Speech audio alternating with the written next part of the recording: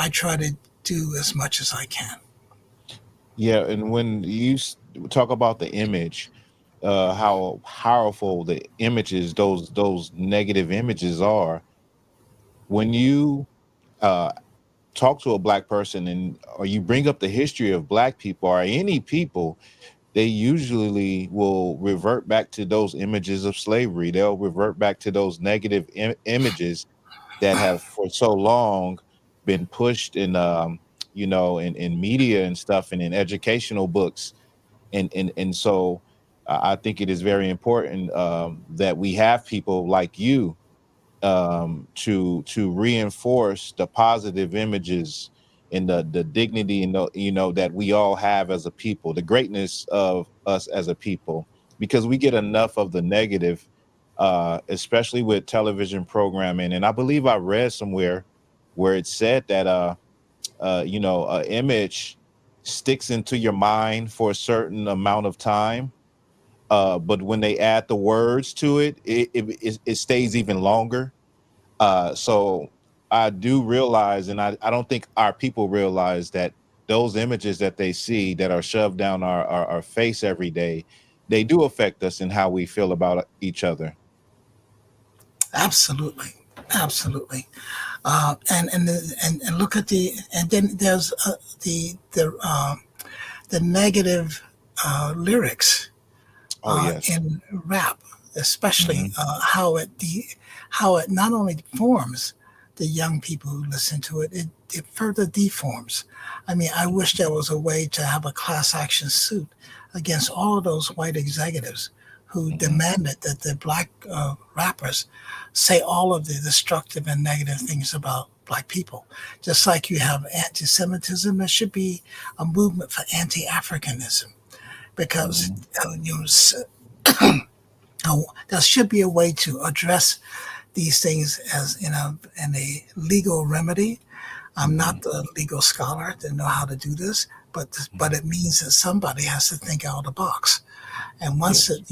this becomes it affects their pocketbook the same way that when Fox News libeled these voting machine people, and it affected their Hmm. pockets to billions of dollars, then people have a way of changing. And I just know there's got to be some bright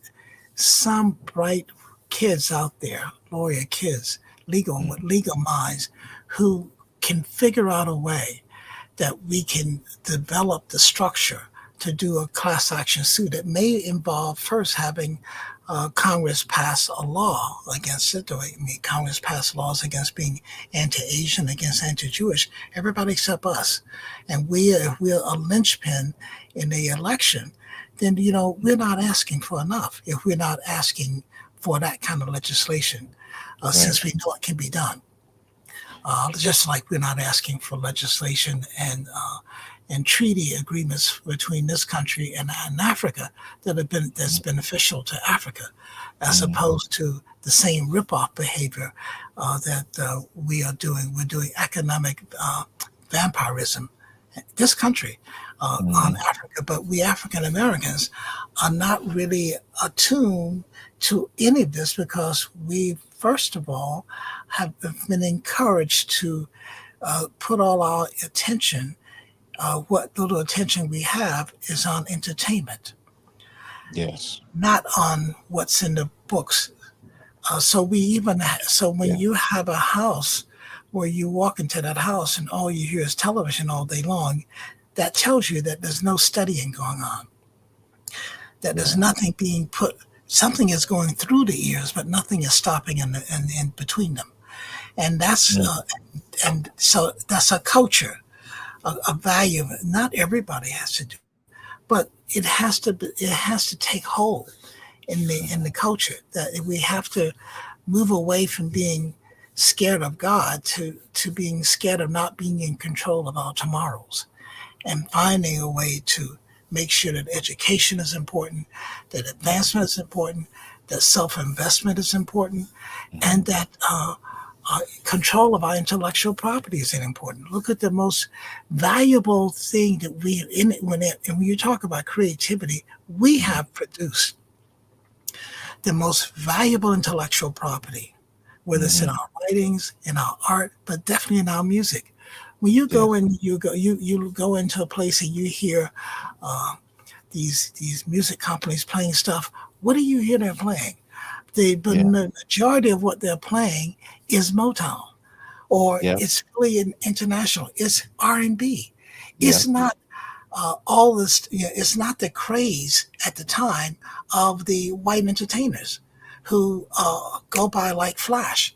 But the Right. black people know their spirit produces something that is immortal, that sticks behind, and Hmm. that's a lot of money that goes out of our community. So copywriting is important.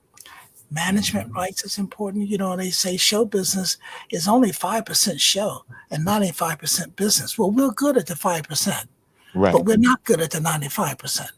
We had no, most of us have no idea that another 95% exists. So it's a thing about how you see yourself. When you see yourself worthy and you have confidence in yourself, you begin to look around and say, wow, you know, these things that I'm touching have value. It's not just about look at me. It's not Yeah. just, oh, wow, this white person think I'm okay. Fuck Hmm. that shit. Where's the money? Where's Right. the money? How do you monetize this? And then how do you keep the money? Because not how Yes. do you get the money and then just give it back to them, buying. How many Mercedes do you need? I mean, do you need a Mercedes? And how many, Mhm. watches do you need a gold watch? I mean, Right. Right. practicality, you Right. know. So Yeah. yeah, well, I gotta, what is this bling?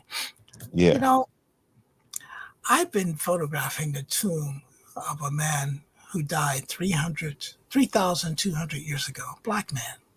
Hmm. And in his tomb, they found over 350 pounds of gold. Wow. On today's market, that's over $7 million.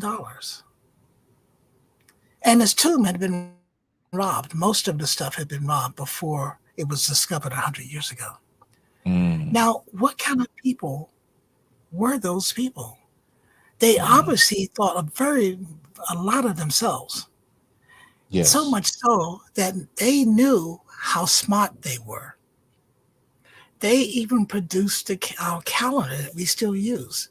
They even produced the hours of the day that we still use. They produce the seasons that we still use. They produce mathematics that we still use. Now, I say that, and most people probably say, well, that nigga's crazy. He don't know what he's talking about. Hmm. Well, you know what? I did not know what I was talking about until I accidentally stumbled upon it in 1973.